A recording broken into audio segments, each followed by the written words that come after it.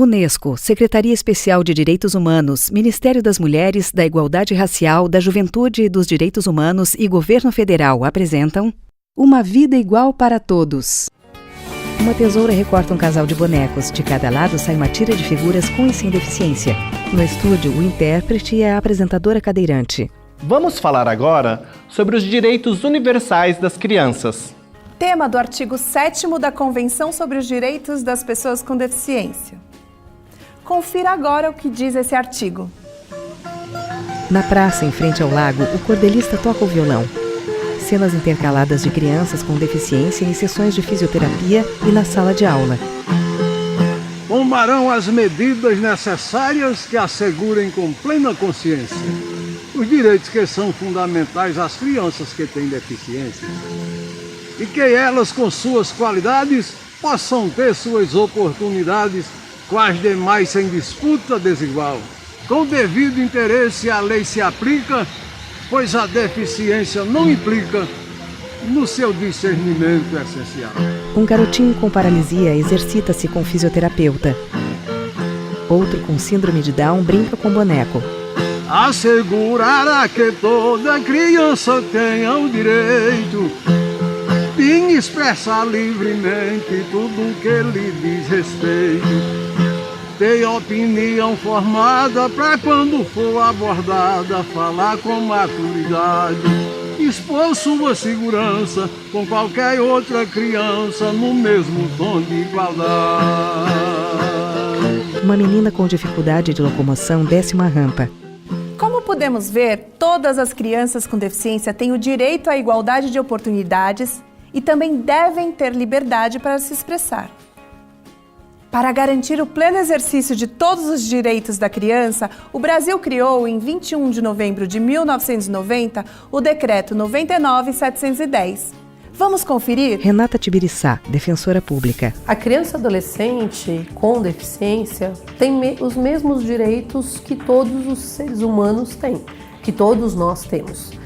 Mas tem alguns direitos especiais, como os direitos específicos da legislação da pessoa com deficiência, mas também os previstos no Estatuto da Criança e Adolescente. Tem todos os direitos que todas as pessoas têm e ela tem que estar inserida na sociedade como todo mundo. Plácida Adrel. No momento que eles chegaram para mim e disseram: mãe, olha, encerrou. Mãe de Joel. O período de Joel aqui não é mais permitido ele ficar por conta da idade. Ele não seriou, ele é uma criança que precisa de uma classe especial e aqui encerrou o período dele.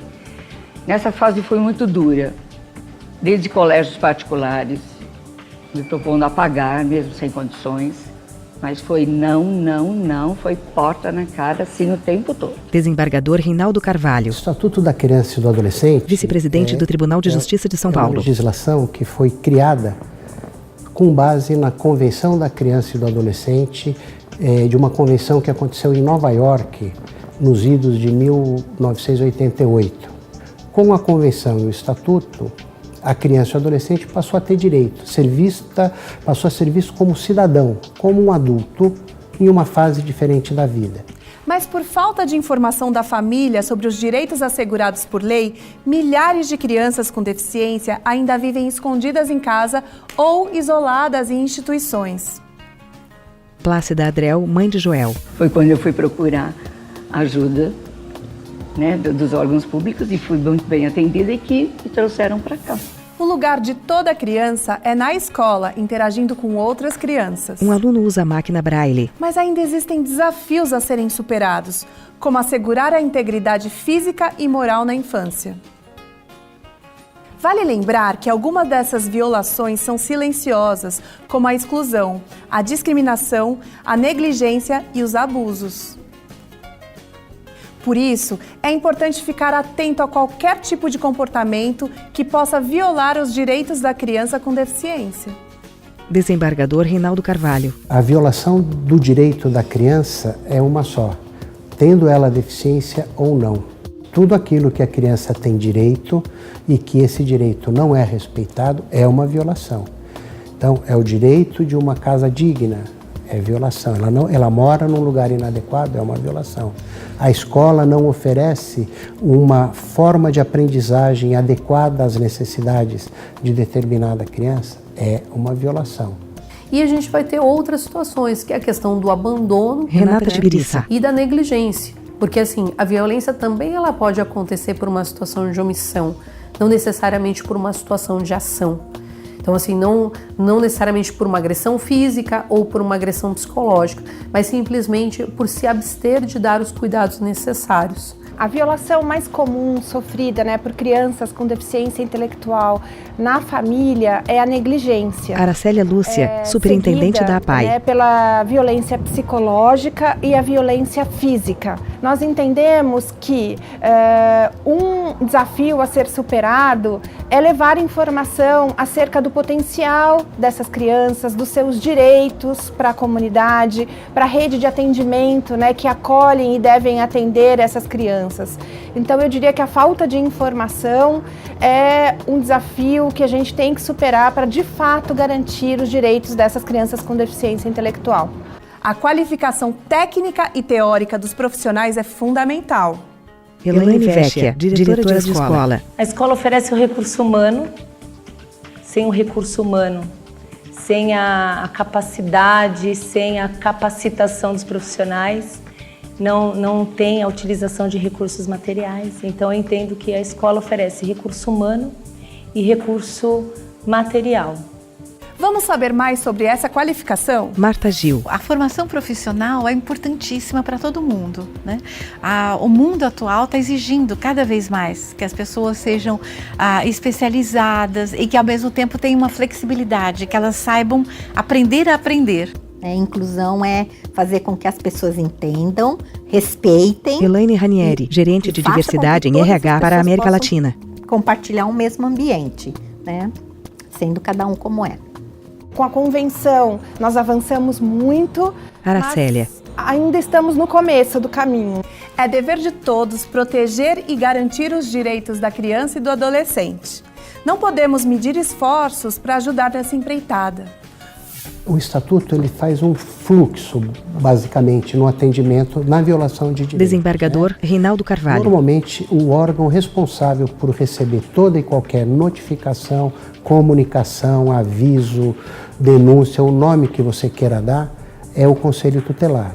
Ele é o órgão que recebe as informações e procede à primeira averiguação daquilo que está sendo denunciado. O Conselho Tutelar ele é um órgão garantidor de direitos. Ele tem como missão, e dentro das suas ações, ele protege a criança e o adolescente no âmbito da sua família e tem também como missão Fernando Prata, conselheiro tutelar. Políticas públicas relacionadas a determinadas demandas, que no caso aqui é a criança com deficiência. O Estado deve assegurar a garantia de direitos de criança e adolescente. E óbvio que a família ela faz parte desse contexto. A gente tem uma dificuldade muito grande de entender que os direitos são para todos. E muitas dessas famílias que estão em situação de vulnerabilidade, eles não se veem como sujeitos de direitos. E nesse ponto que o papel do Conselho Tutelar é extremamente importante. Renata Tibiriçá. O perfil do agressor, da pessoa com deficiência, ele é uma pessoa que tem um vínculo com aquela pessoa com deficiência. O que torna difícil se descobrir e se torna difícil também denunciar, porque muitas vezes é você tirar este cuidador dessa criança. Quais os encaminhamentos que podem ser feitos no caso de uma criança que sofre de abuso sexual ou de algum tipo de violência física? Fernando Prata. A gente se utiliza da rede de proteção, que pode ser o hospital, atendimento psicológico. Em último caso, quando não tem condições dessa criança permanecer com a mãe ou com o responsável ou naquele ambiente familiar, aí a última das alternativas é a opção de acolhimento da criança. O Estatuto diz Desembargador Reinaldo Carvalho. O problema da infância e juventude é um problema da sociedade, não é um problema do judiciário. O conselheiro pode tudo aquilo que o juiz pode, menos tirar a criança da família e colocar em uma outra família. É evidente que são casos muito complexos, tem que ter muito cuidado. Renata Tibiriçá. E tem que se pensar de uma forma a garantir o melhor para a criança e o adolescente. E o comprometimento. Fernando Prata. Porque é uma área, é uma demanda que você, além do profissionalismo, você tem o olhar, que é o olhar do ser humano, daquele ser humano que merece ocupar o mesmo espaço que você. E esse olhar com formação é o olhar do amor. Colabore para uma infância mais feliz, segura e inclusiva. O seu trabalho faz toda a diferença.